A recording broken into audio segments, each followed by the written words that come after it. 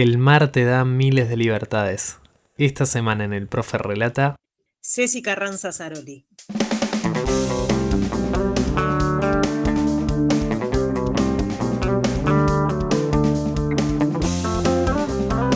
bueno, Ceci, la verdad que para mí es un placer enorme tenerte acá en este podcast, en el Profe Relata en esta tercera temporada. La verdad que es un gusto, así que bienvenida. Muchas gracias, el gusto también es mío. Ya charlamos un ratito afuera del aire y ya fue placentero.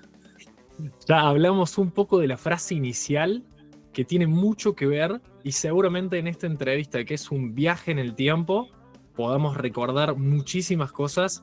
Así que yo quiero llevarte a lo que charlábamos un poquito, que era tu infancia en Rosario. ¿Qué te acordás? No mucho, porque no tengo buena memoria o no sé qué pasó ahí, es para psicóloga, pero sí tengo como, creo que cosas grabadas en el cuerpo, como te decía antes, ¿no? Como algo en la memoria celular eh, que viene en determinadas vivencias. Esto de cuando estoy en el río y el agua y las olas golpean contra el barco, es con lo que yo crecí. Las olas de Rosario golpeando contra la madera del barco de mi papá. Eh, el olor al río, el olor a la lluvia, los pies fríos de navegar en invierno, en patas. Recuerdo eh, la libertad con la que me criaron mis viejos, de estar, yo hoy lo miro y digo, wow, en el club náutico, que tenés el agua, en los clubes náuticos tenés el agua ahí, el río, y nosotros éramos unos ladillas, desastres corriendo por todos lados, y yo decía, ¿cómo alguno de nosotros no se ahogó? No sé, un milagro. O mis viejos tenían 8 ojos, o no sé qué pasó. Pero en ese sentido mucha libertad, crecer yendo a la isla, durmiendo en el barco, algo que es para mí una apertura del mundo ya desde muy temprana edad, un crecimiento espiritual, emocional, de conocimiento de la naturaleza que te da mucho, mucho crecimiento que para mí fue único. El deporte, ¿cómo llega a tu vida? Llega un poco porque era lo que había en el club. Yo fui al Yacht Club Rosario y el único deporte que había en el club era la navegación a vela, que para los juveniles es el Optimis, que es el barco de iniciación. Y bueno, un poco era lo que había para hacer, creo yo. Eh, y mis viejos nos mandaron a los 4 a navegar, pero bueno, la única que enganchó ese hobby como deporte fui yo. Eh, pero sí tengo para decirte que fue durante muchos años tomado como un deporte recreativo y social. Si bien habían competencias, porque hay competencias de Optimis a nivel nacional, sudamericano, europeo, mundial, yo nunca en la vida gané, no te digo un campeonato, no gané ni una regata, creo yo. Que una regata es una carrera dentro de un campeonato. Me gustaba ir a esto, a la vida en la naturaleza, a compartir con mis compañeros. Viajábamos por todo el interior del país y era toda una camaradería, viajábamos.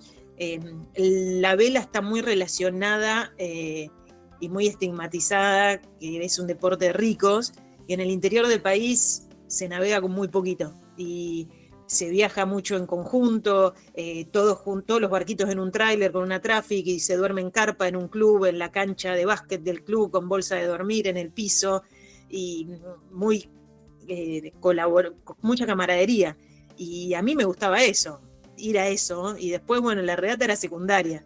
Eh, y disfrutaba mucho de eso hasta que de más grande me empezó a gustar competir, pero a los 15 años, 14, 15 años.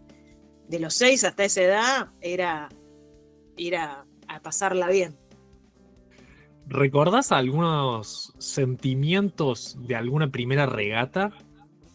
En ese momento de recreación, la verdad, o sea, el recuerdo más intenso que tengo es que yo siempre fui muy justiciera. Y de repente cuando pasaba algo en la navegación, hay muchas reglas que se tienen que ir cumpliendo en la regata y no tenés el referee en vivo. Sí, en los Juegos Olímpicos vos vas a ver un jurado en vivo en la última regata que determina si una situación cometiste una falta o no en una situación solo en la última regata del Juego Olímpico. Pero después, durante todo el campeonato, las reglas se tienen que cumplir y vos sos responsable de cumplir las reglas, y si no las cumplís hay alguien que puede protestarte y vas a tierra y se arma como un jurado. El que protesta contra el protestado y los testigos, y se toma una decisión de si se descalifica a alguien o si se desestima. Y mi recuerdo de chica era que cuando pasaba algo, como que yo necesitaba la verdad, ¿viste? Y hay veces que se armaban unos quilombos, sobre todo yo navegué mucho en lugares donde hay mucha corriente. El río Paraná tiene mucha corriente. Y eso es algo que genera situaciones difíciles en la regata, porque vos en una regata tenés que pasar por determinadas boyas para hacer un recorrido. Y claro, cuando hay mucha corriente, el cálculo para pasar por la boya es diferente, porque la corriente te empuja contra la boya en algún momento de la pasada por la boya. Entonces de repente te chocas la boya, o hay muchos barcos, hay poco viento, entonces todos los barcos se estampan contra la boya y se chocan todos los barcos. Y tengo el recuerdo fijo de una regata en Rosario que nos estampamos como 30 barcos contra una boya y se armó un quilombo de novela y yo fui a tierra y protesté, y yo quería saber quién tenía la culpa y que alguien haga algo para resolver esa situación. Porque ahí empiezan manotazos, ¿viste? Y se empiezan a empujar los barcos y se hacen como pasamanos, se dice. Entonces mi recuerdo de chica era eso, ¿viste? Y de hecho toda mi carrera deportiva yo siempre fui muy de respetar las reglas. Después, claro, ahora veo con el diario del lunes, respetar las reglas, de siempre como que me sentí muy abanderada de mi país, de hacer las cosas bien, ¿viste? De ir por el camino de la ley. Y creo que viene de esa infancia, que no sé de dónde salió todo eso. Nos estabas explicando un poquito lo que era en sí la vela y cómo es la regata. ¿Nos podés explicar, si alguien se sienta, por ejemplo, a escuchar a este podcast, de los puntos esenciales que tiene que saber como para verlo en un Juego Olímpico, por ejemplo? ¿Qué necesita saber? Un campeonato consta de X cantidad de regatas, que son como carreras, que pueden ser 12, 14, 16, depende del formato. Las regatas, la posición en la que llegás en cada carrera es la cantidad de puntos que vos vas sumando con el correr del campeonato. Entonces, acá, en vez del que tiene más puntos gana, el que tiene menos puntos gana. Pues si vos quedás primero en una regata o carrera, es mejor que si quedás décimo. Entonces, si son 10 regatas, quedás todos primeros, tenés 10 puntos, si quedás todo décimo, tenés 100 puntos. ¿Por qué hay muchas regatas en un campeonato? Porque este deporte premia la regularidad. ¿Por qué? Porque hay diferentes condiciones de vientos, diferentes condiciones de mares o de ríos. Entonces, si vos corres una sola regata que determina quién es el mejor del Juego Olímpico, va a ganar el que es bueno en esa condición. Si ese día hay mucho viento y mucha ola, va a ganar el que es bueno con mucho viento y mucha ola. Pero en cambio, si se corre durante 6, 7 días, va a ganar el que es mejor en todas las condiciones. Te puede pasar en un torneo que sea un lugar de condiciones estables, que todos los días sean iguales, y bueno, va a ganar el que mejor se entrenó para esa condición. Entonces, básicamente así es como se determina quién gana. En la última regata corren los 10 primeros del campeonato, que es la regata final, que se llama Medal Race, regata por las medallas, y esa regata vale doble, para darle un condimento de que, bueno, se juegan más puntos. y cada regata consta de una largada, que es una línea imaginaria entre dos lanchas, y de esa largada se hace un recorrido entre boyas. En ese recorrido se va en contra del viento, a favor del viento, y acá es donde aparece el arte de navegar, que durante esa regata vos las cualidades que tenés que tener es poder leer el viento y elegir el mejor camino para correr esa regata, poder ser buen velocista, tener buena velocidad, que eso se entrena previamente, haber elegido bien el material para las condiciones de ese campeonato en sí, poder ser buen estratega, porque no solo es por dónde corro la regata, sino cómo corro respecto a la flota, y a su vez tener buenas maniobras, saber maniobrar bien el barco, porque en cada maniobra que hago en la regata, mientras mejor la hago, menos tiempo pierdo.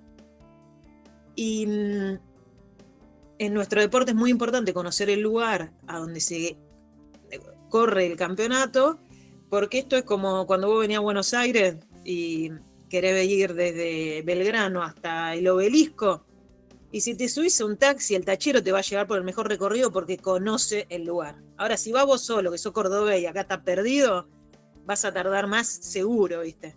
Bueno, un poco es eso. En la regata, quien más conoce el lugar, mejor va a recorrer ese camino, más rápido va a recorrer ese camino porque ya conoce cuáles son los patrones de comportamiento del viento, ya conoce los patrones de comportamiento de la corriente, cómo son las olas, y entonces va a conocer más el lugar. Mejor explicado, imposible. Algún día hacemos también, si querés, con pizarra. Después la gente se pregunta, ¿pero cómo se navega en contra del viento? Bueno, eso ya es otro Y se queda en capítulo. blanco, así, tipo. Sí, sí, sí.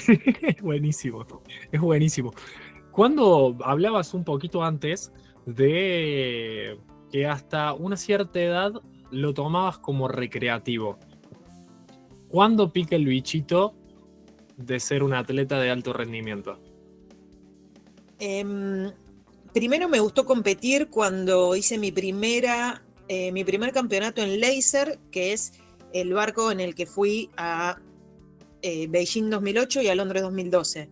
Me pasé del Optimist a los 14 años al Laser, porque era lo único que había en el interior del país en ese momento, más o menos, que para participar. Y primer campeonato de corro, me subo al podio femenino y dije, mira, qué lindo que es que tener un premio. Y ahí dije, bueno, ¿de qué manera puedo ser mejor navegante? A ver cómo me gusta esto. Y empecé como cada vez a navegar más y a entrenarme más y a disfrutar más de lo que era ser mejor navegante, no solo de lo que significaba todo lo otro, ¿no? que veníamos hablando antes. Y de repente me encontré que había torneos que eran clasificatorios para representar a la Argentina en mundiales juveniles y que los gané, y me fui a mi primer mundial juvenil cuando tenía 15, 16 años, y era disfrute puro. Yo quería navegar, ser mejor navegante, y claro, cuando empezás a conocer el mundo gracias a lo que haces, es como que, bueno, todo empieza a cobrar sentido. Y me acuerdo que para mí era todo muy loco, porque yo venía acá del interior del país. Me acuerdo, fue 2003 mi primer campeonato mundial, y acá no teníamos ni para la papa. En mi casa veníamos de la crisis del 2001 y fue todo como muy lindo porque nada era un problema, todo era una aventura de cómo lograr eso que era mi deseo. Que es lo lindo que tiene para mí esa etapa de la vida, que como que hay algo que te va ensuciando en el camino y que empezás a ver las cosas como un problema, no sé por qué, que después, bueno, con la sabiduría dejas de verlas como un problema. Pero en esa edad, viste, bueno, ¿de qué manera logro esto que tanto deseo? Y bueno, cuando empezás a conocer tus rivales del mundo, empezás a tener otras experiencias, bueno, a mí me pareció magnífico. Yo ahí como que cada día quería ser mejor navegante y empecé como a darme cuenta que era buena. Eso no significaba nada, porque para mí ser buena cuando sos juvenil no te garantiza nada en cuanto a si querés ser una deportista de élite en el futuro, porque creo que para ser buena cuando sos juvenil necesitas talento y un poquito de dedicación, pero no necesitas algunas cualidades que son muy necesarias para después ser una deportista de élite, que te pone a prueba la vida a ver si las tenés o no las tenés más adelante. Y cuando tenía 17 años, que estaba en quinto año de colegio, en el 2004, vi los Juegos Olímpicos por televisión en el viaje de estudio en Bariloche, y yo me volví al boliche porque quería ver las regatas. Y ahí cuando vi eso, dije, yo quiero ir a un Juego Olímpico como sea, en el deporte que sea, si no soy buena navegando en otro deporte, me da igual, pero yo ahí quiero estar. Y esa fue como mi primer gran declaración, que cuando llegué a casa después del viaje egresado, se lo dije a mis padres y me dijeron, bueno, de alguna manera te acompañamos como podamos, pero dale, buenísimo. Hablabas de lo que conlleva ser un atleta de alto rendimiento post ser adolescente, en esta cuestión de tener un poco de virtud y después que la vida te pone a prueba. ¿Con qué cosas te pone a prueba? Y te pone a prueba con que te encontrás que cuando ya competís contra los seniors, competís con gente que tiene más experiencia, y vos, si te creías que eras buena, y que, o sea, te creías, o sea, vos ganabas como juvenil, te metes en el senior y quedás cola, no le ganás a nadie. Entonces ahí empieza todo un camino de ver si estás dispuesta o no a enfrentarte a esa situación, de enfrentarte a ver de qué manera lográs ser mejor cada día, yendo a cada campeonato sin encontrar los resultados que deseas. Y a entender que es un proceso eterno hasta el momento en el que quizás encuentres el resultado que deseas, que no está garantizado. Me encantó el quizás, porque no Claro, sabes. no O sea, vos sabes. trabajás, todos los atletas que van a un juego olímpico trabajan un montón, pero no es como, bueno, sí, está justo asegurada la medalla de oro porque fue tal cosa, sino que, bueno, puede pasar. Cualquier cosa es deporte. Exacto. Puede que toda tu vida deportiva haya rivales que sean mejores que vos. Yo siempre pongo el ejemplo de Messi, que el chabón, ¿cuántos años Balón de Oro? ¿Y qué? ¿Ronaldo no es bueno? Y bueno, el pobre chabón le tocó nacer en la misma época que Messi. ¿Qué le vas a hacer? ¿Y le vamos a sacar mérito al pobre hombre? No, pero bueno, No, le tocó otro mejor. O mejor para los ojos de los que eligen el Balón de Oro. No me voy a poner acá a discutir si es mejor o peor. Eh, pero bueno, digo, te puede pasar en la vida. totalmente. O sea, imagínate los tenistas que tuvieron un Federer, un Nadal y un Djokovic en la misma época. Y no hay nada mejor que te pase eso.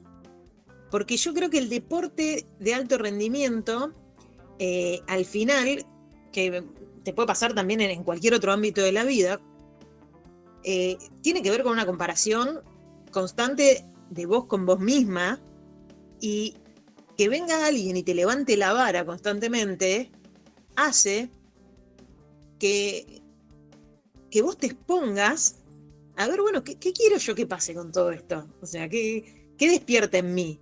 ¿Quiero seguir laburando para ser mejor y para seguir intentándolo? No, quiero bajar los brazos, que no hay nada que esté ni bien ni mal, ¿no? Pero en definitiva, una competencia no deja de ser una comparación en un tiempo y un espacio con otras personas. No te determina el resultado de hoy para mañana. Y también es muy fácil si yo me pongo a competir con gente que tiene menos nivel que yo. Yo quiero decir que soy campeona, bueno, listo, voy, compito con gente que tiene menor nivel que yo. No pasa por ganar el número 1 o no el ser campeón. El ser campeón pasa por otro lado. Totalmente, que nos olvidamos del proceso y buscamos simplemente ese resultado. Pero bueno, eso se aprende con el camino. Totalmente, totalmente, totalmente. Es cuando nos sentamos los argentinos y decimos, bueno, si no trae medalla, en algo falló. En mi casa me joden, ¿viste? Siempre en el chat familiar aparece, porque una vez un amigo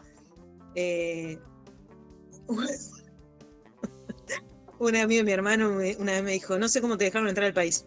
Que estaba medio... No sé cómo te dejaron entrar al país. Y entonces de ahí quedó y cada vez que iba a competir en mi casa me decía, vos ganás, si no, no volvés. Me decía. ¿Cuándo llega esta primera representación con la selección? Bueno, ya en ese Mundial Juvenil en el año 2003. Ahí fue la primera vez que yo ya me sentí abanderada, que yo eso me di cuenta con el correr del tiempo, que yo siempre, desde ese primer momento me sentía abanderada y que tipo tenía una responsabilidad. Yo iba en nombre de mi club, de mi ciudad y de mi país. Y creo que tenía que ver con mi contexto, ¿no?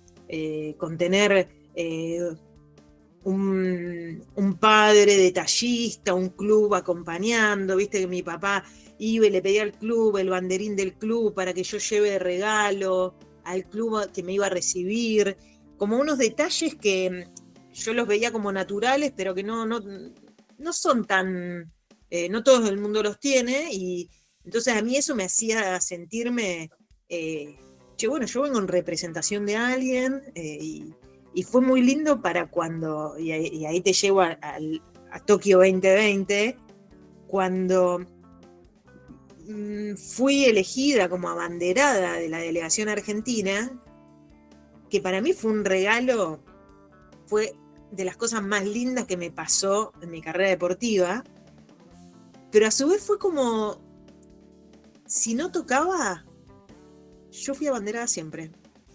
Y fue abanderada desde la conciencia mía. Y fue hermoso porque fue una elección mía. Y que creo que está bueno para que, como que a mí me gusta contarlo, porque de repente a mí me pasó eso y lo pienso. Pero capaz que otro deportista no lo piensa. Y todos tenemos la oportunidad de ser abanderados. Hasta quien no es deportista. Yo te juro que pensaba conscientemente siempre, si alguien conoce a Argentina por mí, esa persona tiene que querer venir a Argentina. Es mi responsabilidad, ¿viste? O sea, en mi país, yo soy embajadora. Totalmente, totalmente. Sí, lo charlé con otro invitado, que era estaba en preparador físico de Francia, de vóley, de los Juegos Olímpicos pasados. Y también hablaba de eso, de decir, che, soy abanderado y capaz tengo a alguien argentino que también tiene que dejar ese buen ejemplo, como diciendo, che, nosotros somos así. Pues se puede hablar mal de mil maneras, pero nosotros tenemos esto y nosotros cuando vamos afuera damos ese ejemplo. Mm. Siendo deportistas o no, obviamente, como Sí, personas también. sí. Y de hecho, en mi carrera, o sea, para mí no es casual que tantas colegas mías hayan venido a visitar Argentina. Y que hayan venido a mi casa, a la casa de mis padres. Yo cantidad de veces estaba de viaje compitiendo y le mandaba gente de cualquier lado del mundo, che, viene la de Israel, que quería conocer a Argentina, y se la mandaba a mi casa, ¿viste? Han estado con amigas de todos lados del mundo, y creo que tiene que ver con eso, con la pasión que yo le ponía a hablar de Argentina siempre. Le pongo. Qué hermoso. Y quiero llevarte a un viaje en este sentido de tus primeros Panamericanos, que fueron Río 2007, ¿verdad? ¿Qué sensaciones era poder estar en ese preciso momento? En ese momento yo todavía era una niña, no entendía muchas cosas, y para mí fue un torneo muy duro porque yo fui con expectativas muy altas, quizás expectativas no tan bien puestas, no conocía bien cómo era ponerme, o sea, todavía no estaba de entrada en la planificación, en cómo ponerme objetivos, que los objetivos sean objetivos reales, medibles.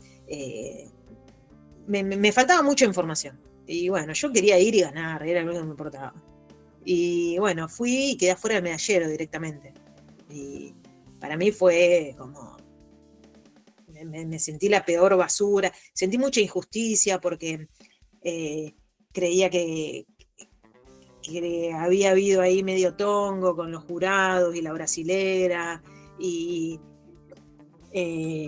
para mí fue una excelente experiencia, porque creo que hay que pasar por esas cosas. Me fui muy enojada, no quise ir a la premiación, no desarmé el barco el último día, todo lo que no está bien, pero que hay que atravesarlo para aprender. O que yo tuve que atravesarlo. Pero bueno, si yo miro en términos generales el deporte, es como que me animo a decir que los deportistas en términos generales pasan por esa situación y que medio como que hay que pasarlo para aprender.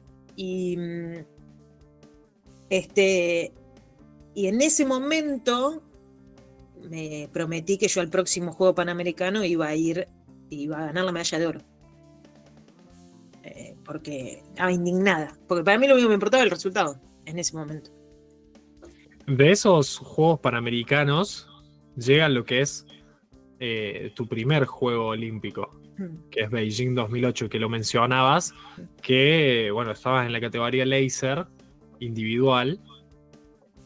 ¿Cómo fue esa clasificación y esa preparación a esos juegos como primera experiencia? Un cachivache. Fue un cachivache. No tenía nada de información, no sabía cómo se hacía una campaña olímpica. Hice a los tumbos. También creo que a nivel personal, en toda esa época, fueron momentos muy duros, porque también en el mismo proceso que yo decidí que quería ir a un Juego Olímpico, estaba viviendo cuestiones duras a nivel personal por mi orientación sexual, que no fue bien recibida en mi casa, y entonces como mucha culpa, mucho escondida, situaciones que creo que bueno, hoy miro para atrás y todo aprendizaje, pero como que no, o sea, hoy digo, no tenía ni estructura, no tenía ni una guía, ni sabía cómo hacer las cosas. Yo solo quería ser mejor navegante y en el medio me pasaban un montón de quilombos y tampoco tenía mucho presupuesto. O sea que llegué a los tumbos, pero con un solo objetivo claro, que yo quería ir al Juego Olímpico. Lo único que tenía en la cabeza era que quería ir al Juego Olímpico. Y para mí esto es re interesante porque fui al Juego Olímpico y cuando terminó el Juego Olímpico dije, ya está. ¿Qué era esto? Y ahí es donde yo empiezo a querer trabajar en mí y a entender que había que sacar un poquito la mirada del resultado y disfrutar el proceso, que para mí todo ese proceso fue caótico también por lo personal, no solo desde lo deportivo, de disfrutar del camino en cuanto a lo deportivo, sino que bueno, también me pasaron cosas a nivel personal. Pero fue muy lindo porque bueno, eso, todo lo que no mata fortalece, y aprendí. Dije, puta, pasaron los Juegos Olímpicos, listo, estos son 2 semanas, como que ya está.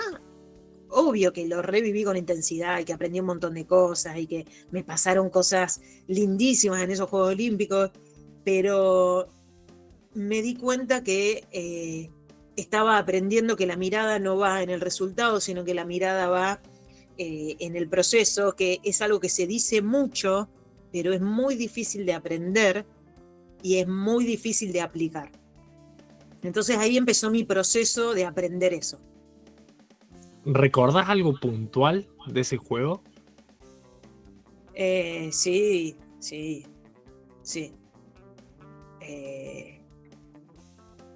Recuerdo que por no saber el reglamento estuve muy cerca de ser diploma olímpico en mi primer juego olímpico y no corrí una regata por no saber el reglamento, que fue muy duro.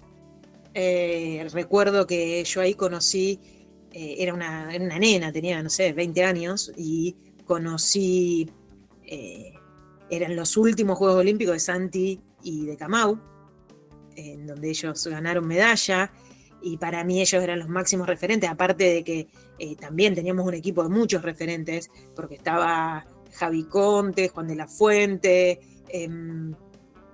había muchos deportistas, estaba Diego Romero, que había competido para Argentina, es argentino y que en ese ciclo olímpico se fue a competir para Italia, bueno, Julio Alzoara, mucha gente había que marcaban un camino y bueno, yo estaba como con esos grosos, entonces para mí fue como muy, muy lindo, esa primera experiencia de bueno, soy parte yo también de esto, y tengo la oportunidad. Me acuerdo que salía a correr con Santi, que yo en ese momento no sabía que en algún momento íbamos a navegar juntos, porque había muy poco viento en Beijing, entonces todos teníamos que estar flacos, entonces se corría mucho. Y después otra cosa muy linda que me acuerdo es que fuimos a Beijing, porque nuestras regatas fueron en Qingdao, en otra ciudad, y cuando terminaron las regatas nos fuimos a Beijing, y por un lado yo estaba muy triste porque me perdí el día que Santi y Camau ganaron la medalla por haberme ido a Beijing, pero por otro lado, bueno, en Beijing, nada, fue empezar a conocer el mundo olímpico en la sede principal. Tuve una experiencia muy linda que lo conocí a Maradona, que para mí fue único ese momento. De hecho, en ese momento fue otro momento de una declaración, porque para mí las declaraciones son fundamentales en la vida, porque cuando lo conocí a Maradona, le dije y puse en palabras que yo era Cecilia, que yo navegaba, y que le quería preguntar si a mí también me iba a venir a saludar el día que yo gané una medalla olímpica, en el 2008. Y él me dijo, sí, piba, claro, te voy a ir a ver. Pero en el 2016 no vino. Así que me la debió. Así que pasaron un montón de yo estaba cosas. esperando ahí que me digas, y sí, y me quedé como diciendo, por favor, Diego, dale. No fue. ¡Wow! Qué increíble todo lo que es. Lo podés, o sea, lo podés sintetizar en este sentido a un primer juego. Y que después no es que tenés la suerte de estar en otros 3. Es un esfuerzo bárbaro. Y por eso te quiero llevar a ese segundo Panamericano, a Guadalajara 2011. ¿Cómo fue preparar ese Panamericano? Diferente capaz a lo que había sido Brasil. ¿Cómo había cambiado esa Ceci? Que no tenía casi información, como lo decías vos, para ese Panamericano puntual. Y ahí ya había una Ceci más que había empezado a recorrer un camino con el yoga, con la meditación, con entender sobre procesos de entrenamiento, con la mirada puesta todavía en ganar, porque tenía esa espina, y yo me acordaba de mi promesa en el 2007, pero ya con otras herramientas. Y tenía muy claro que ese era mi objetivo, el Panamericano. También había empezado a estudiar, porque después de de esos Juegos Olímpicos de Beijing, claro, mis amigas estaban ya empezando el último año de carrera y yo dije, uy, che, ¿y yo? ¿Cómo yo no estudié? ¿Viste? Como que empezás a preguntarte esas cosas, que yo creo que es fundamental poder combinar las dos cosas. En algunos deportes es más fácil, otros más difíciles. En nuestro deporte se está mucho tiempo viajando, pero bueno, hoy hay muchas herramientas con la virtualidad y demás. Yo no lo había podido hacer, tenía mucho quilombo y entonces, bueno, empecé a estudiar y entonces me agarraba como parada en otro lado. Y bueno, fui a ese juego panamericano y logré ese objetivo que tenía, muy cabezadura yo. Y fue muy lindo porque fue ahí donde terminé de aprender algo que para mí es fundamental en el deporte. Porque cuando gano esa medalla de oro, a la mañana siguiente veo las imágenes y es como que me veo de afuera y una Cecilia, pero con una euforia desmedida, habiendo ganado, y de repente me voy al 2007, a la imagen contraria, una Cecilia destruida, y dije, puta, boluda, hay algo que vos tenés que aprender de esto, porque si no la vas a pasar mal. No puede ser que esto te lleve, que esta actividad que vos haces todos los días te lleve a estos opuestos, ¿viste? Tan heavies. Entonces, ahí aprendí que tenía que tratar de vivir de manera más equilibrada esto que te expone el deporte constantemente, que es muy claro, el ganar y el perder. Que obviamente, ¿qué es ganar y qué es perder? ¿No? Lo digo como para que sea crudo, porque es así, o ganas o perdés crudo.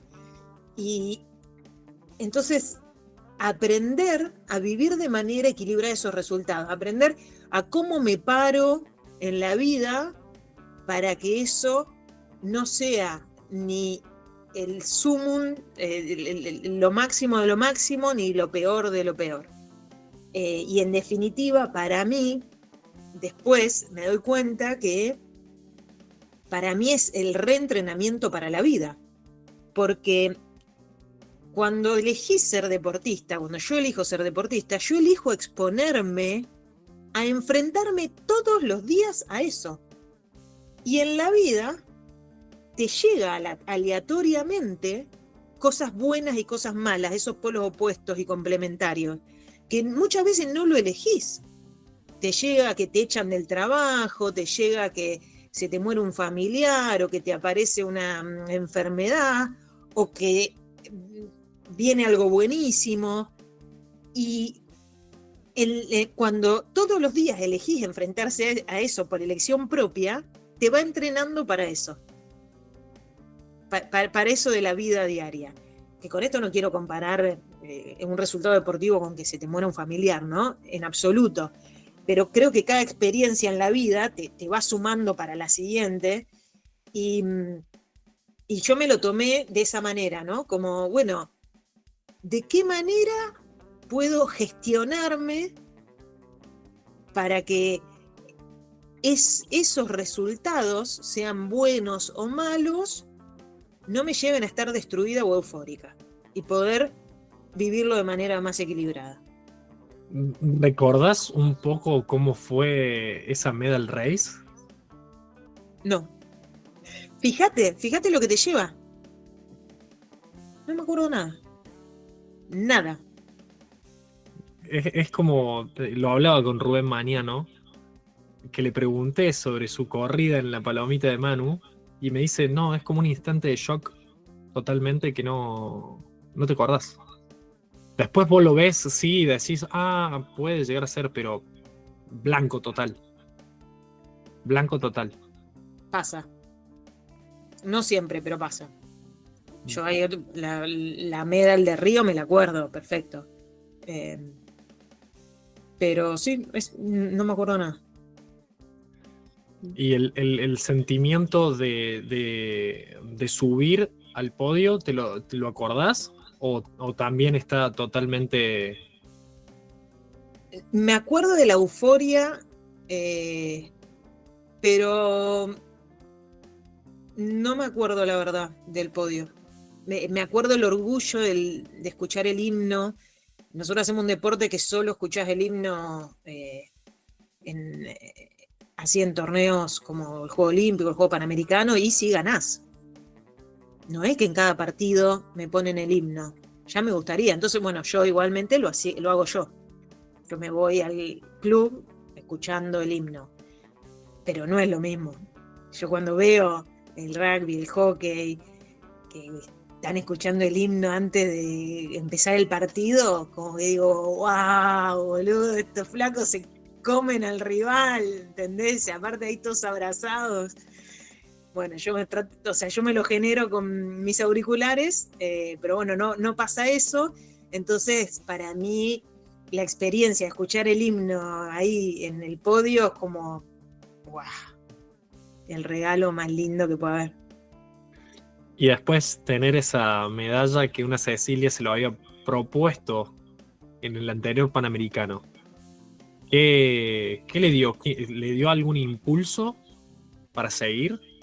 Y sí, me acuerdo que antes de ese Panamericano yo había tenido momentos de, che, ¿qué estoy haciendo? ¿A dónde voy a llegar con esto? Había mucho quilombo, yo tenía muchos quilombos financieros, no tenía cómo seguir financiándome la campaña, siempre endeudada, era todo un quilombo. Y me acuerdo que mis viejos en su momento me incentivaron para que lo siga intentando, pero bueno, es una locura pretender vivir de ser deportista olímpica de un deporte que es económicamente amateur. Y yo, hubieron momentos durante el 2009-2010 que dije, yo, no, chao, dejo esto. Pero bueno, creo que hubo en mí una fuerza que me hizo ir encontrando las formas. Esto que vuelvo a cuando tenía 16 años, viste que hay veces que hay un deseo, con esto no quiero promover esto de si querés podés, no, porque no creo en si querés podés, pero sí creo en que yo soy responsable de todo lo que me pasa y había ahí algo que quería seguir adelante y es como que, bueno, poco a poco fui encontrando la manera, ¿no? Y en el medio apareció el ENAR, que fue un antes y un después en el deporte olímpico. En el medio apareció una persona que fue Mauro Medina, que es un fanático del deporte y vino y me acompañó. Él siempre estuvo vinculado al automovilismo y me acompañó en la búsqueda de sponsors y me ayudó mucho y eso me ayudó como a respirar. Y entonces, bueno, es como que ahí me ubiqué mejor como deportista y me dio un aire para seguir. Pero esto no me acuerdo por qué te estoy contando esto. ¿Qué me preguntaste? Hablábamos sobre el impulso que te había dado la medalla de oro. Y bueno, yo para ese juego panamericano sabía que tenía que estar liviana porque no había mucho viento y sabía que iba a pagar un costo en la clasificación para el siguiente Juego Olímpico. Porque esto fue en agosto, septiembre, por ahí, y yo en noviembre, diciembre, tenía el Mundial en Perth, que había una sopletina que ni te cuento, que estaban todas pesadas, y yo iba a pagar un costo, porque yo siempre fui del lado chiquita, me costaba, mis rivales nórdicas 1,80 m y yo 1,65 m, y me acuerdo que igualmente quise correr el riesgo, y de hecho en el Juego Panamericano yo tenía rivales fuertes, la americana, la canadiense, la mexicana, que creo que un poco me subestimaron, la brasilera, y ellas estaban pensando en la clasificación para el Juego Olímpico porque se pensaron que el Juego Panamericano lo iban a ganar de taquito, Y yo fui pensando en el juego panamericano y bueno, me ayudó mucho estar preparada físicamente para las condiciones del lugar. Y después en el Mundial clasificatorio para el Juego Olímpico de Londres 2012, entré por la puerta chica. Última. Había creo que 25 plazas, yo entré 25. Ahí, agarradita, así. Pero bueno, sabía que estaba corriendo ese riesgo y que iba a ser difícil el Mundial, que me costó mucho, pero bueno, mi idea era, ahí ya entendía más de objetivos. Mi idea era clasificar y después prepararme para el Juego Olímpico, pero clasificar. Y bueno, fui y clasifiqué. Con ese objetivo lo logré. Y, y con todo esto que te cuento de que se fueron acomodando las cuestiones económicas y demás, ya mi preparación el último año para toda la última etapa para Londres fue una muy linda preparación. Eh, y, y me acuerdo que en el Mundial del 2012, que fue en Alemania, un lugar de mucho viento, quedé cuarta, estaba muy, muy motivada, muy creyendo que estaba haciendo bien las cosas, y fue muy loco porque después en Londres las cosas no me salieron como yo pensaba que me iban a salir, y el resultado fue muy malo a mi juicio. De hecho, venía de quedar cuarta en un mundial, que los mundiales son mucho más difíciles en cuanto al nivel, no en cuanto a lo que significa el mundial, porque en nuestro deporte el Juego Olímpico tiene algo que te lo hace difícil por la presión del Juego Olímpico en sí. Y sin embargo, en el Juego Olímpico hice agua por todos lados, pero estuve tranquila. No lo viví como en ese primer juego panamericano del 2007. Porque no me salieron las cosas, pero yo me había preparado muy bien. Quizás habían habido ciertos errores en la planificación y quizás mi pico de rendimiento fue un poquito más temprano, porque fue en el Mundial, pero estaba como tranquila y eso a mí me ayudó mucho porque me di cuenta que yo estaba parada, estaba verdaderamente incorporando esto del proceso. Y lo estaba incorporando tanto que cuando terminó el Juego Olímpico, a pesar de tener un mal resultado, yo quería seguir creciendo. Como que no me importó nada quedar mal. Yo quería ser mejor navegante, yo quería ser mejor deportista, yo quería seguir por el camino de la excelencia y de todos los días ver de qué manera aprendí algo nuevo. Y me doy cuenta de esto porque fue inmediato, después del Juego Olímpico. Yo dije, a ver, ¿qué voy a hacer mañana? Estaba con la alegría de, ¿cómo voy a ser mejor navegante? No estaba con la tristeza de no logré lo que quería. ¿Cómo fue esa poner en balanza una diferencia entre tu primer Juego Olímpico y ese Londres 2012? Que en cuanto a resultados, vos lo ves así, decís, bueno, en uno fue mejor que el otro, pero ¿en qué cambió para después ese Londres? Me dejó como más motivada para seguir aprendiendo. Y de hecho yo ahí es cuando decido cambiar de categoría. Y mis motivaciones para cambiar de categoría no son, yo si cambio de categoría tengo posibilidad de ganar. Mi motivación de cambiar de categoría es, yo quiero crecer. Yo quiero aprender más de un barco más técnico. Y yo quiero aprender a navegar con otra persona. Quiero saber qué mierda pasa con Cecilia arriba de un barco con otra persona cuando las papas quemen. Quiero formar un equipo. Yo ya en ese momento sabía que por más que hacía un deporte individual, tenía un equipo. Pero yo decía, yo quiero un equipo que ahí, a donde las papas queman, en el medio de la regata. Y a mí eso me da el indicio de que yo ahí ya estaba más parada y ya estaba internalizando esto del camino, ¿no? De hecho, hasta las personas que a mí más me quieren en ese momento, cuando yo decido cambiar de categoría, es como, che, bueno, pero ¿estás segura? Porque empezar de cero, porque en ese momento la federación me bajó el pulgar y me dijo, todo bien, pero no, o sea, no te vamos a acompañar, esa no es una categoría que nosotros vayamos a apoyar. Y a mí no me importó nada. Que para mí ese fue re lindo aprendizaje en mi carrera.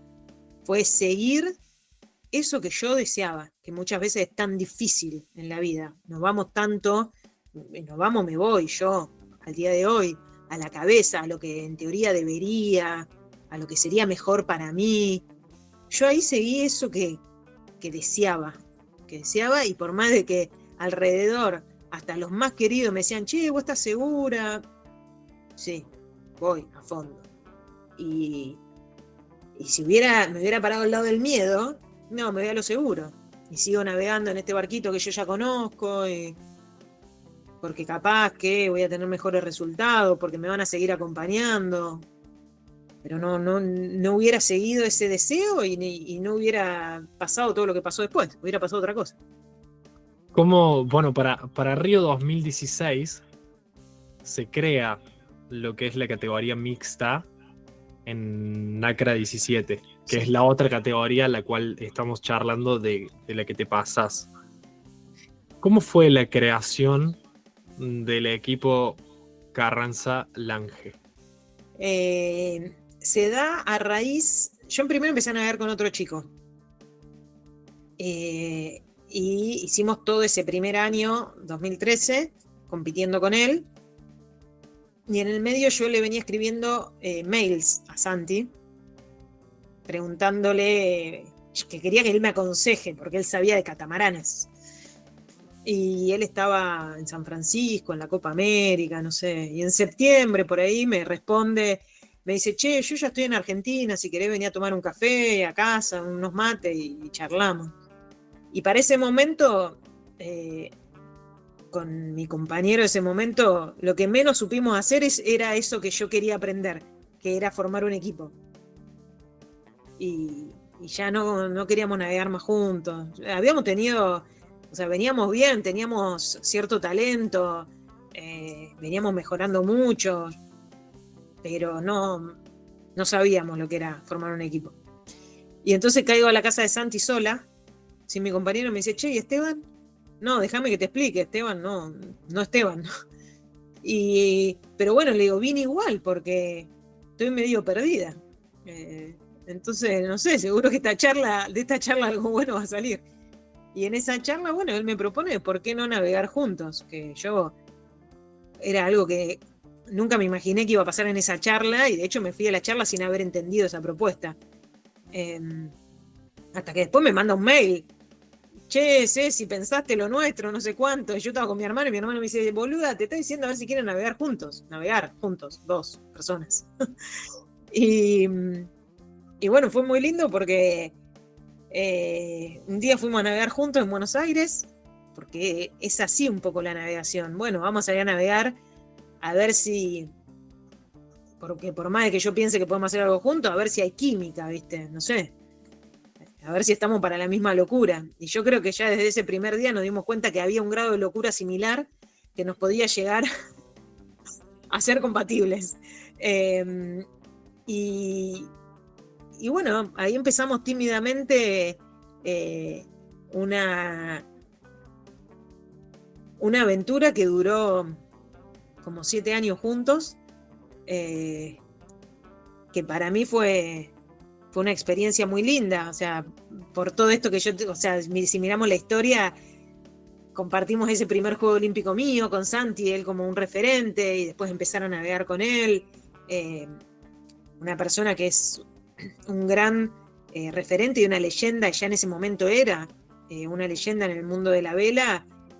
Para mí era, bueno, esponja, dale, habla flaco, que lo quiero saber todo. Y de hecho yo, cuando empecé a navegar con él, yo nunca había tripulado un barco. Yo siempre había sido timonel. De hecho, yo cuando navegaba con Esteban era timonel. Entonces, para mí fue un gran desafío. Empezamos a navegar juntos abril del 2014, en el medio pasamos por un tiempo donde él tuvo su situación con su cáncer de pulmón, o sea que en ese tiempo no es que pudimos hacer una campaña desde abril del 2014 hasta agosto de 2016 súper prolijita, y en el medio yo tenía que aprender a tripular un barco, y para mí fue re desafiante, porque también era tripular un barco con un timonel con un montón de experiencia, o sea, con una vara muy alta. Así que para mí fue un proceso muy único. Esa cuestión de no tener siempre un entrenamiento lineal, se podría decir, bueno, obviamente por lo que estabas contando de lo de Santi, ¿cómo hace que llegan ustedes o cómo sintieron que llegaron a esos Juegos de Río 2016? Llegamos queriendo no comer el mundo y muy confiados de todo lo que habíamos hecho. Pero si vamos al tema del entrenamiento lineal, nada es lineal en la vida, y para mí uno de los aprendizajes más lindos de esa campaña olímpica es constantemente pararme en la creatividad de que siempre hay alguna otra posibilidad, siempre hay algo para hacer a pesar de la circunstancia que acaba de llegar a mi vida. Que si bien yo siempre fui muy así, porque si no hubiera hecho, y lo podemos ver con todo lo que venimos charlando, siento que Santi era 10 veces más así. Entonces yo ya cuando yo decía, che, boludo, ya no tenemos más opciones, o sea, ¿qué hacemos con todo esto? Él siempre tenía una creatividad más para poder sacarle provecho a la situación, más provecho a la situación. Para mí ese fue un reaprendizaje de mi compañero de equipo. Me acuerdo que en un momento cuando él no estuvo pudiendo navegar durante el año 2015, yo empecé a navegar con Mateo, que era nuestro entrenador, que después terminó ganando medalla en París con Euge, y nos queríamos ir a competir a la regata del circuito, y en ese momento teníamos un sistema de ranking tan obsoleto que los puntos del ranking se los llevaba el timonel. Entonces, yo no tenía puntos para el ranking, era como si yo iba de paseo arriba del barco. Los puntos eran de Santi, y como Santi no estaba arriba del barco, no nos dejaban competir. Que encima es una situación muy poco, o sea, está muy mal pensado, estaba muy mal pensado, porque se puede lesionar el tripulante, se puede lesionar el timonel. A los que se les lesionaba el tripulante podían seguir compitiendo con un tripulante suplente. A los que se nos lesionaba o enfermaba el timonel no podíamos seguir compitiendo y participando de los eventos para seguir preparándonos, porque el tripulante no tiene puntos para el ranking. ¿Cómo es? ¿Quién tuvo el mérito de la regata? ¿El timonel o el tripulante? ¿O los dos? Bueno, en ese momento queríamos competir con Mateo, íbamos a la regata y no nos dejaban competir. Y yo me acuerdo, hice toda una campaña. Ese fue mi primera foto en Instagram, que pedía derechos para los tripulantes. Rights for Cruise. Y les pedía a todos los navegantes que se saquen fotos pidiendo derecho para los tripulantes. Y me acuerdo que fuimos a Inglaterra a competir con Mateo, no nos dejaban competir, y nosotros no importa, vamos igual, hacemos los entrenamientos previos, navegamos con los otros hasta que empiece la competencia, protestamos, fuimos al jurado, igualmente no nos dejaron competir, pero dijimos no importa, nos vamos a quedar igual y vamos a hacer la entrada en calor con los demás, y después nos quedamos mirando la regata. Pero en el medio no solo no nos dejaron competir, sino que Mateo tuvo quilombo con las muelas y tuvimos que ir al dentista y no podía ni navegar, tenía una muela así. Y viste, nos fueron pasando una seguilla de cosas que en un momento yo estaba podrida. Y lo llamo al ángel y le digo, boludo, yo me vuelvo, ¿qué mierda hacemos acá? O sea, no estamos... Y yo haría, y cuando empezó a decirme todas las cosas que haría, Este me está cagando, sí, tiene razón.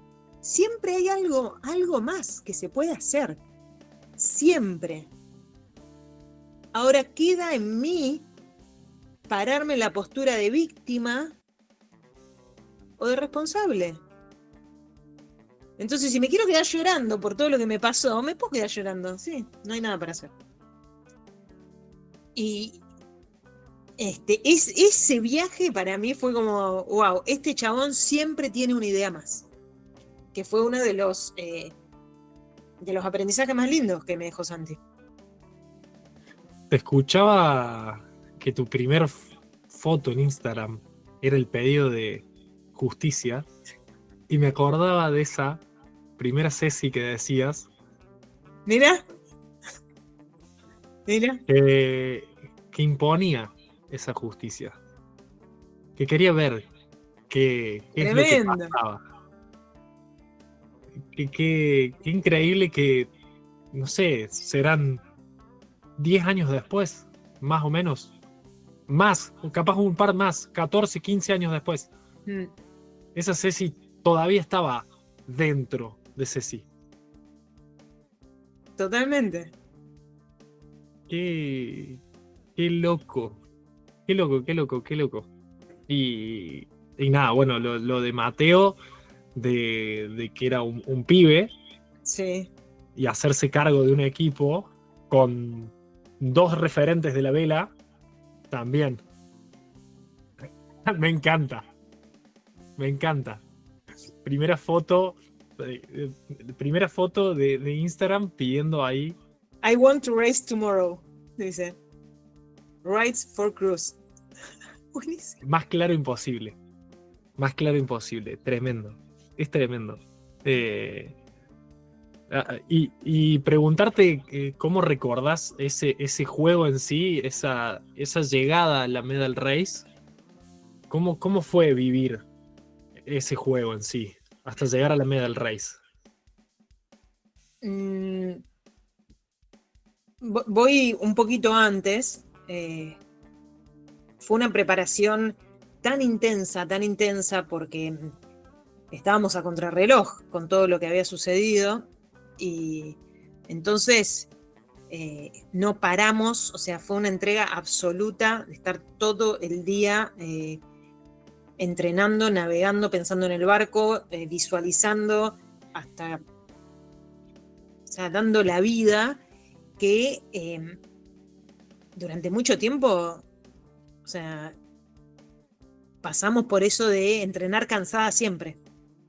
Y cuando entrenas cansada estás lejísimos de estar fina. Y entonces yo durante mucho tiempo como que tenía miedo, ¿viste? Decía, puta, yo acá, o sea, esto sale todo mal, ¿viste? No, nunca logramos terminar de estar finos. Y me acuerdo que Santi un día como que manifiesta que creía que estábamos bien preparados, ¿viste? Que él decía que teníamos uno de los tickets, pues Santi tiene una expresión respecto a los Juegos Olímpicos que vos lo que tenés que lograr durante el entrenamiento es tener uno de los tickets de la lotería. Después te puede tocar o no, pero tenés que poder tener ese ticket. Que, bueno, para eso tenés que tener cierto nivel. Y como que él manifestaba que teníamos el ticket. Que después, bueno, teníamos que ir a correr la regata, pero que teníamos el ticket. Y yo decía, no sé qué ve, porque yo no la veo, ¿viste? Yo me sentía tan pesada, tan bruta, tan poco fina. Y como que después fueron pasando los días y cuando un poquito más cerca de los juegos bajamos un poquito la intensidad y vinieron los rivales, empezamos a ganarle un poquito a los rivales, a ver que en los entrenamientos íbamos fuertes, como que empecé a sentir la confianza. Y para mí fue muy lindo sentir que durante todo el Juego Olímpico la confianza de que esa medalla era nuestra, que la habíamos visualizado, que yo había visto ese momento del podio muchas veces Y ese lugar lo conocía no solo por mis visualizaciones, sino que por haber vivido ahí todos los días. O sea que mi visualización era muy clara. Yo veía el Pau de Azúcar en mis visualizaciones. No es que estaba visualizando algo que me lo imaginaba. Nosotros ahí salíamos a navegar cada mañana a primera hora, volvíamos a navegar de noche. Estaba muy metido en nuestra sangre ese lugar. Y durante el Juego Olímpico, si bien tuvimos errores, tuvimos regatas en donde, sí, bueno, porque pasa. Es como, había momentos en donde, puta, acá hice mal o lo que sea. Es como que siempre aparecía esa confianza de que ya nos pasaron tantas cosas que las pudimos sortear, esta la sorteamos, no pasa nada. Acá, para adelante, no pasa nada. Que creo que eso es lo que tiene el empezar a hacernos amigos de los problemas y verlos desde otro lugar, en vez de desde un lugar de víctima, desde un lugar de protagonista, y que te hace como tener una creatividad por... al final te pone la mirada allá, donde vos querés llegar, ¿no? Acá, donde está pasando el problema. Y entonces nos habían pasado tantas cosas que, bueno, una regata chota, listo, no importa, la próxima va a ser buena, porque sí, porque tengo la personalidad, como dice la de Instagram, porque me lo merezco. Y, y de hecho, el último día de regatas de flota antes de la Medal Race, es como que me decías, me acuerdo, mi sobrino, estaba toda mi familia, y mi sobrino vino, teníamos 2 días libres, creo, entre la última regata de flota y la Medal Race. Y viene mi sobrino a tomar el té, era chiquito, y me dice, tía, me dijeron que no diga nada, pero qué nervios, me dice. Y para mí fue muy, muy lindo porque ese niño te muestra lo que nos pasa a todos en la vida siempre, que es que tenemos ese nervio por ese resultado, por lo que hablábamos al principio, por si va a suceder o no. Y yo estaba tan tranquila, y se lo pude explicar en ese momento a él, que estaba tan tranquila que habíamos hecho hasta lo imposible para estar bien preparados, que yo podía apoyar la cabeza en la almohada tranquila. Y que yo estaba segura que las cosas nos iban a salir bien ese día. Y bueno, salieron bien, podrían haber salido de otra manera, sí. Pero nos tocó a nosotras esa dicha. Y eso que visualizamos, eso por lo que trabajamos, eso que soñamos, que deseamos, que trabajamos en equipo, en conjunto, nos sucedió. Son esos regalos que hay veces que te da el deporte. Y cuando llega ese momento final de haberlo visualizado, no imaginado, visualizado, haberse roto todo en ese lugar, porque en Brasil estuvieron mucho tiempo, y llegar a ese punto de escuchar ese himno que injustamente en ese deporte se escucha solamente cuando llegas a ese lugar. ¿Qué se te viene? A mí en ese momento se me vino una sensación de paz, de tranquilidad, de gratitud, únicos. Y que creo que si mirás las fotos de esa premiación, es lo que muestra mi cara. Mucha paz, mucho agradecimiento. Y no te quiero mentir, no sé cómo hubiera vivido si no hubiera estado el resultado. No sé cómo lo hubiera vivido. porque, porque no pasó. Y hoy todavía creo que tengo mucho para trabajar y creo que todo todo el deporte en general todavía tiene mucho para trabajar en eso que nos pasa cuando no logramos algo y que se nos escapa por muy poquito. Eh, o cuando pasa que sentís que te lo mereces y no llega. Pero bueno, a nosotros nos tocó. Y, este, y la paz y la tranquilidad que sentí fueron maravillosos. ¿Cómo es la evolución tanto personal como de equipo para ese segundo Juego Olímpico? Que encima la pandemia lo hizo demorar un poquito más, Mm. pero que tuvo un premio, que hablábamos que al principio, que vos te considerabas abanderada desde siempre. Bueno, para mí fue una preparación muy dura, lo primero que me nace decirte, porque fue muy larga. Fue muy larga, teníamos desafíos que eran muy grandes, que era que Euge y Mateo ya estaban en campaña, entonces no teníamos tiempo para descansar, teníamos que apretar el acelerador desde el minuto cero, sobre todo porque el barco cambiaba desde Río a Tokio en cuanto a cuestiones técnicas, entonces había que aprender ese barco a la par que aprendían nuestros rivales, que si bien son compatriotas, lo que pasa en estos deportes es que va uno solo por país, entonces no dejaban de ser nuestros rivales.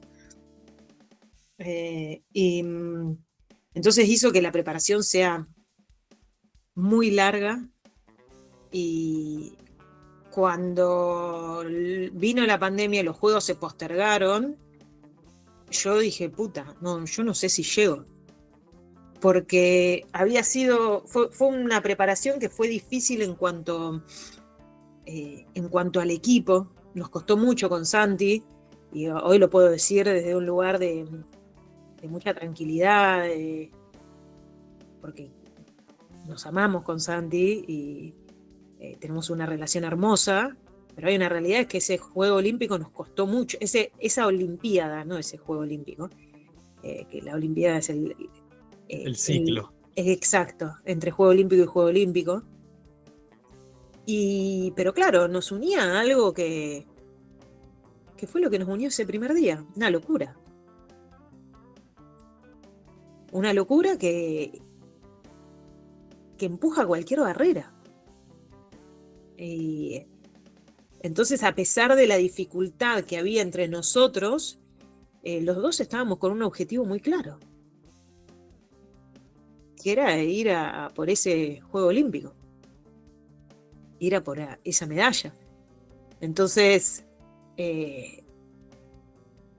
fue duro y a su vez era como ese vicio que hay gente que no puede dejar, no sé. Y claro, pero cuando se alargó fue como, uy, ¿y ahora qué hacemos con esto? Y de hecho en una parte de la pandemia, y esto yo no sé si alguna vez lo hablamos o no en público, en ese momento seguro que no, pero no sé si yo alguna vez lo dije en alguna entrevista o no, que yo me senté con el equipo y dije, che muchachos, ¿acá cómo hacemos? Porque nosotros creemos, o sea, la base en teoría de nuestro equipo es el disfrute y la excelencia. Y acá no estamos disfrutando y por ende, por consecuencia, no estamos siendo excelentes. Entonces, ¿cómo lo hacemos, viste? Y bueno, hubo como también ese momento de confinamiento nos dio ese espacio para pensar sobre eso. Y bueno, hasta que un día Santi me llamó y me dijo, mirá, flaca, yo quiero estar ahí, acá, y esto es de los dos. ¿Qué hacemos? Y bueno, le dimos para adelante y fue una conversación al final como muy cruda y muy real. Esto es de los dos. ¿qué hacemos? Porque yo quiero estar. ¿Vos estás? ¿Vos no estás? ¿Querés estar arriba del barco? Vamos arriba del barco. ¿Querés estar abajo del barco y adentro del equipo? Conseguimos otra persona, hacemos algo, pero... Y, y bueno, empezó el proceso que encima también fue muy duro, nuevamente contrarreloj, porque los europeos, cuando nosotros estábamos confiscados acá, estaban entrenando. Y cuando llegamos a Europa y empezamos a entrenar el primer día, el 18 de julio, con los europeos, los flacos estaban entrenando del 1 de mayo. Nos pasaban como si nosotros hubiéramos tirado el ancla. O sea que desde el 18 de julio del 2020 hasta que empezaron los Juegos Olímpicos del 2021 fue una cagada a palos que, bueno, yo creo que no por nada, el segundo día de Juego Olímpico a mí me tienen que bajar del barco porque me quedé dura la espalda. Algunos costos se pagan. Los contrarreloj otra vez. Nuevamente. Y lo que simplemente nosotros detrás de una pantalla no vemos. Es lo que hablábamos un poco al principio, de ser exitoso solamente con el resultado y no ver todo lo detrás de escena que tiene un deportista. No solamente hoy como Ceci, sino de todos los deportistas en sí que van a un Juego Olímpico a representar a Argentina. Totalmente. Que todos tienen las mismas ganas de, o lo que hablábamos, de que puede haber alguien mejor. Pero nada, la verdad que y ese entrar con esa bandera en conjunto, porque no era de uno solo, sino que eran de los dos. Y entrar en conjunto adelante de toda esa delegación argentina. No hay palabras. No tiene nada que ver con un resultado deportivo. Es como algo muy particular. Bueno, ya hablamos de lo que para mí significa representar a la Argentina desde el minuto cero. Pero bueno, ahí es como, che, te recibiste. Tomá la bandera. Te la damos. Y a mí me pasó particularmente que el día que dijeron que nosotros íbamos a ser abanderados, justo nos dicen un día que nosotros teníamos que viajar de Italia a España, entonces no entrenábamos. Y bueno, vos sabrás que los deportistas somos profesionales en tener que dejar todo de lado para poder estar disponible para el entrenamiento. Y entonces yo remarco que ese día viajábamos porque yo pude permitirme ver qué sentía con eso. Porque si hubiera tenido que entrenar, bueno, somos abanderados, barco. Y me encontré llorando todo el día. No paraba de llorar. Y claro, me di cuenta que había algo que tenía que ver con todo lo que yo había vivido con mi orientación sexual, que siempre lo viví con tanta culpa por no haber sido... claro, como a mí me decían, eso está mal, yo siempre me sentía en falta, siempre me sentí con culpa, siempre me sentí como un mal ejemplo. Nunca me pude mostrar que esta soy yo, contenta de quién soy. Y entonces cuando nos eligen abanderados, es como que, claro, yo dije, che, ¿yo soy merecedora de algo así? Y dije, sí, porque me tocó. O sea que sí soy merecedora de... o sea, sí soy ejemplo. Sí puedo estar enfrente de una delegación. que en mi cabeza, quien está enfrente de una delegación no está enfrente de una delegación solo por un resultado, sino que también porque tiene ciertos valores. Capaz que no es así, capaz que después también eligen a cualquiera, ¿no? Pero esa era la película que yo tenía en mi cabeza. Entonces fue como un antes y un después en sentirme reconocida como ser humano, más allá de como deportista. Entonces para mí fue muy valioso en ese sentido y muy emotivo. Además de lo que estábamos charlando, ¿te Se puso acordás? picante el podcast. A mí me encanta. A mí me encanta. Yo te dije, cuando apenas te dije que yo quería que realmente estés, te lo decía en serio. Y cuando te dije que no habíamos ni siquiera arrancado y ya habíamos empezado a charlar así, la verdad que a mí me dan ganas de seguir preguntando cosas. Y, y si te acordás de algo más de esos juegos, algo puntual de esos juegos, de esos cuartos juegos. O sea, recuerdo la sensación de nuevo de haberme sentido como muy satisfecha con todo lo entregado para estar bien preparada. Y como que sentía que éramos merecedores de una medalla. Y bueno, ese segundo día me quedo dura de la espalda. Igualmente logramos al día siguiente poder estar en el agua yo con, o sea, no sé, físicamente al 80%, al 90%, pero estar muy disponible, porque, o sea, en ese momento Lentini, el médico del comité, esa noche a mi kinesiólogo le dijo, Ceci mañana no puede competir. Y mi kinesiólogo le dice, no, el problema es que no la conoces lo suficiente.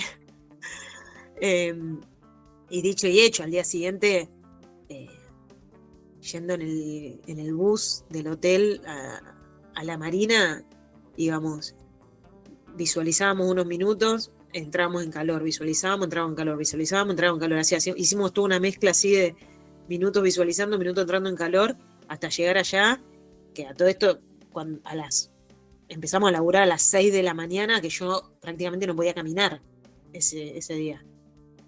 Que me aprueban la pichicata, me ponen la pichicata y todo, y bueno, entre la pichicata y la cabeza y el objetivo, bueno, tiramos para adelante y llegué a poder correr bien ese día, no al 100%, pero bien, y como que yo siempre tenía en mi cabeza y en mi corazón ese espíritu de darlo todo y de sentir que íbamos a poder. Y bueno, claramente hubieron otros mejores, pero bueno, la última regata, la Medal Race, la ganamos, y para mí fue re lindo eso. Fue como un regalo, un mimo. Obviamente el objetivo era otro, pero fue como podíamos.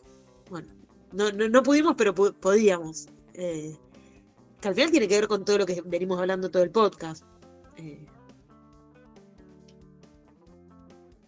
Bueno, ¿qué es el resultado, no? ¿Qué es ganar? ¿Qué es perder? Si pudieras ponerle una palabra a cada juego olímpico, ¿qué palabra le pondrías?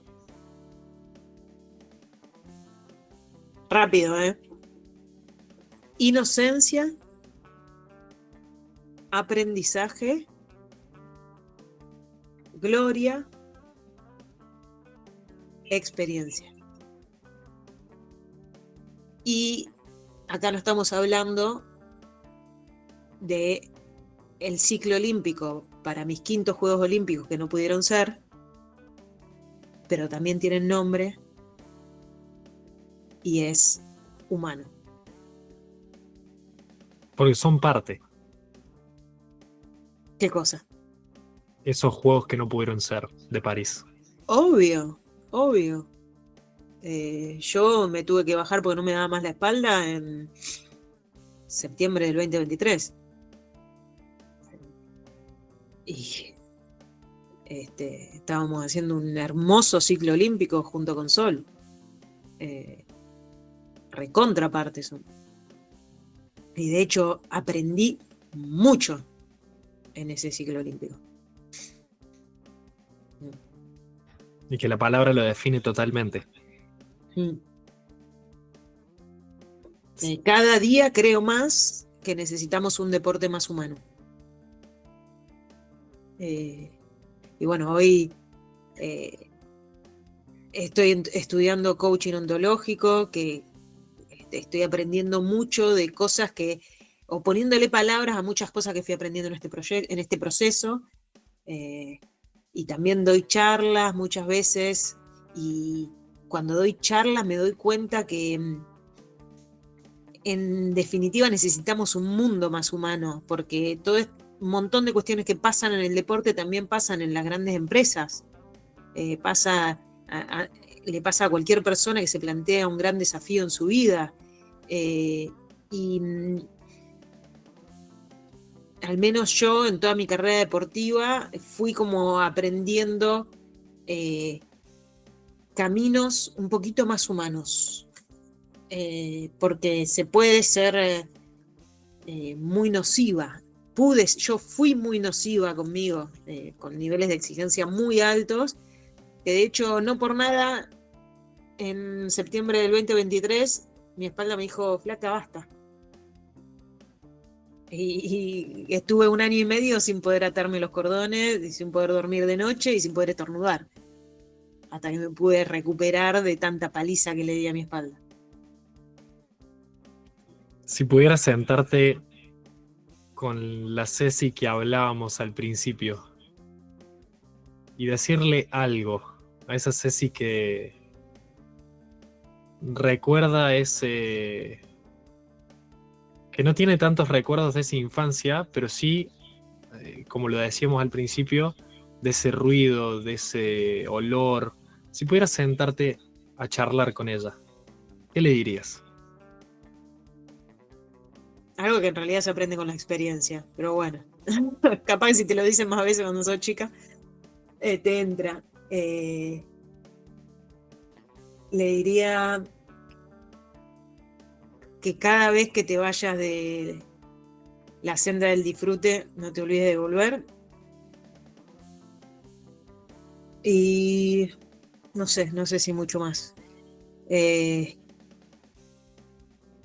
Y quizás le diría esto de estar atenta a ser humana con ella misma. Y con esto que estoy diciendo, no me arrepiento de nada de lo que hice en mi vida, ¿eh? Nada. Pero sí, hoy con el diario del lunes, elijo otra cosa y creo que hay otras maneras. Entonces le enseñaría a esa Cecilita algunas otras cositas. Porque de hecho hoy las cosas que sé hoy las sé por las cosas que viví. O sea, no haría todo lo mismo, ¿no? Pero bueno, sin sacar el ojo de ahí. Y esto no significa que no disfrute mi vida, en absoluto. Perdón, te la estoy haciendo larga. Quédate tranquila que no hay tiempo en esto. Si pudieras ponerle un nombre a esta entrevista, ¿qué nombre le pondrías? ¿Qué nombre le podemos poner? Parece que la podemos pensar juntos. Lo decimos los dos. Yo lo pienso como a esta frase inicial, como que me sentí en el mar. ¿Te sentiste en el mar? Totalmente. Qué lindo. Porque no siento que no me costó. Mm. Que como que hubo esa ida y vuelta, eh, pero es tu historia. Y era algo que esperaba ver y estaba tan... Quería tanto saber la otra parte que no había leído en ese libro que, como te decía, había leído en el libro de Santi. Y quería saber esa otra parte. Mm. Eh, la verdad que no sé cómo ponerle en palabras. No, pero eso Nunca me qué habían lindo. puesto en esta posición. Te cagué. Totalmente, nunca me habían puesto en esa posición. Pero estuvo lindo lo que dijiste. ¿Cómo fue? ¿De que me sentí en el agua? ¿O que Sí. sentí... ¿Te sentiste en el mar? ¿Dijiste algo así? Sí, que me sentí en el mar. Bueno, le podemos poner mar. Me gusta. Le pongamos mar. Le pongamos mar. Dale. Le pongamos mar. Y si pudieras invitar a otro deportista olímpico o paralímpico para que también se pase por el podcast y pueda contar su historia, ¿a quién invitarías? Eh, Al Gusti Fernández. Me gusta. Me encanta, Mm. me encanta, me encanta. Ah, pero igual capaz ya lo entrevistaste porque es cordobés. No tuve la oportunidad todavía. Entrevistalo, te va a encantar. Está ahí anotado en mi calendario, puesto con otros 2 cordobeses también ahí. Ok. Ah, yo tuve la oportunidad de entrevistarlo y me gustó mucho la charla que tuvimos por eso. Y a Brian de Rosario, ¿cómo es el apellido? Y Pelliceri, que también tuviste la chance de entrevistarlo Sí, también. y también me gustó mucho charlar con él. Con Iñaki. Sí, Sí, linda sí. esa También entrevista. estuve con Henry. También. Ah, ahora la llamaban a todo el mundo. Estuve con Henry, estuve con Brenda. Y vi tus entrevistas también. Y fueron muy modelos. ¿Te Nada. gustaron? Sí, Ah, no. en serio. Y no es de chupa media, ni nada, ni de esto. No. Nada. Como te lo dije al principio, para mí, Ceci, es un placer tenerte y que te hayas sentido cómoda, o eso es lo que yo sentí, o que nos hayamos sentido en el mar, ambos. Y la verdad, nada, no tiene precio esta entrevista para mí. La deseaba tanto, la visualizaba así como hablábamos un poco, y, y cumplió con todas las expectativas. Así que la verdad que para mí es un gracias. Un placer enorme. Muchas gracias. Me sentí muy cómoda. Sentiste bien. Muchas gracias. Y gracias a vos por sumarte a la comunidad del Profe Relata. Si querés seguir descubriendo historias de deportistas argentinos olímpicos y paralímpicos, no te olvides de seguirnos en Instagram como @elproferelata. Nos vemos en la próxima.